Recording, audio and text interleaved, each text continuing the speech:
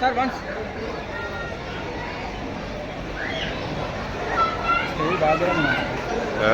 ఎంత దూరం నిద్రపోతాడు. నా పేరు దిలీప్ కుమార్, తహసీల్దార్. మా ఇంట్లో మా మేడం కూడా ఎంప్లాయ్, నలుగురు బ్రదర్స్ ఎంప్లాయ్. దాని ఓకే. నెక్స్ట్ ఈరోజు brilliant model school annual day celebration కోసము నేను ఎన్నో ప్రోగ్రామ్స్కి వెళ్తాను.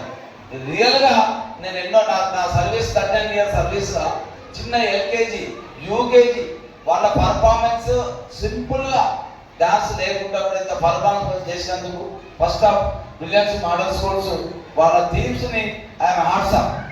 ఇంకోటి పేరెంట్స్కి ఏం చెప్తున్నట్టే నేను, మీరు అంటే పిల్లలు చిన్న పిల్లలు కాబట్టి పేరెంట్స్ నోట్ చేసుకోండి సార్. ఈరోజు మంచి ఉద్యోగ అవకాశాలు ఉన్నాయి. ఎగ్జాంపుల్ మా ఇంట్లో మేము 4 బ్రదర్స్, 4 మర్దర్లో కూడా అందరం ఎంప్లాయీసే. మేము కష్టపడి చదివాము. మీరు పేరెంట్స్ ఇక్కడ ఎక్కువ ఉంటారు కాబట్టి పిల్లలను మంచి చదివించి భవిష్యత్తు తీర్చిదాన్ని కోరుతున్నాం సార్. నేను ఇంతకు పెద్దపల్లి కూడా ధర్మారం చేసాను సార్. వీళ్ళ స్కూల్ అక్కడ 15-16 మంది ఉంది సార్. వీళ్ళ ఎడ్యుకేషన్ సిస్టమ్ కూడా బాగుంది. నేను సభాముఖంగా కూడా చెప్తున్నాను సార్. నాకు ఈ అవకాశం అందరికీ ఈసారి ఎక్కువ మాట్లాడారు.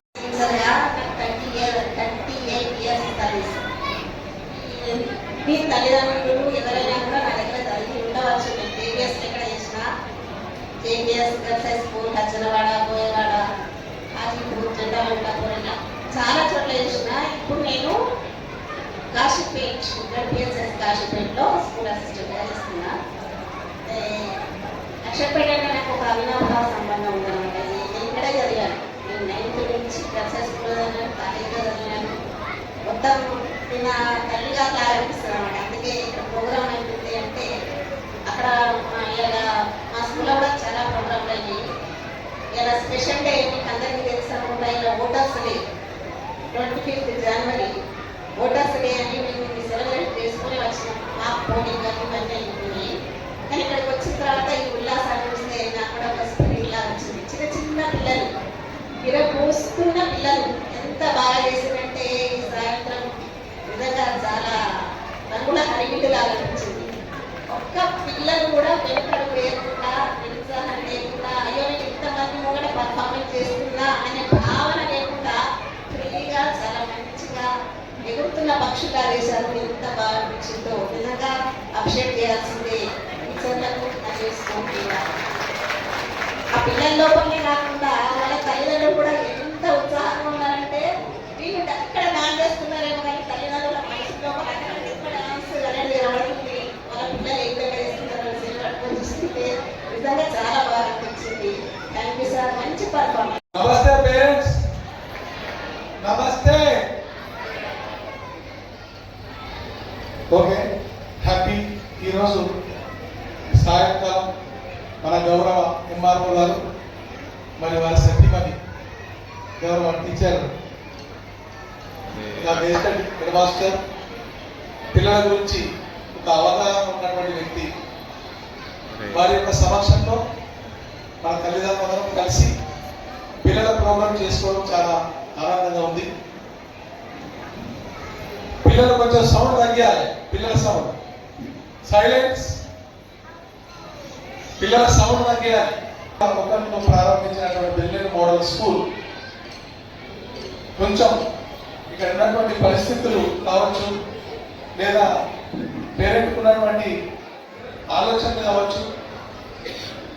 సాధారణంగా ఇప్పుడు కూడా ఆన్లైన్లో మనం పేరెంట్స్ స్కూలు ఈ సందర్భంలో తప్ప ఎప్పుడు కూడా మాట్లాడడానికి మనకు అవకాశం ఉండదు.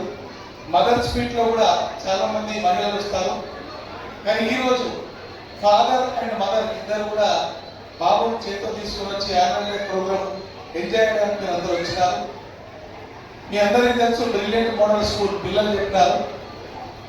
30 years బ్యాక్ మనం ప్రారంభమైంది. ఈ సంవత్సరంతో 30 సంవత్సరాలు ముగుస్తుంది మన స్కూల్ ప్రారంభించి. అది చాలా హ్యాపీగా ఉంది. అన్ని బ్రాంచెస్ కూడా సక్సెస్ఫుల్గా నడుస్తున్నాయి. ఒక లక్ష్యపేట బ్రాంచ్లోనే కొందరు తల్లిదండ్రులు చాలా గమనిస్తున్నాం.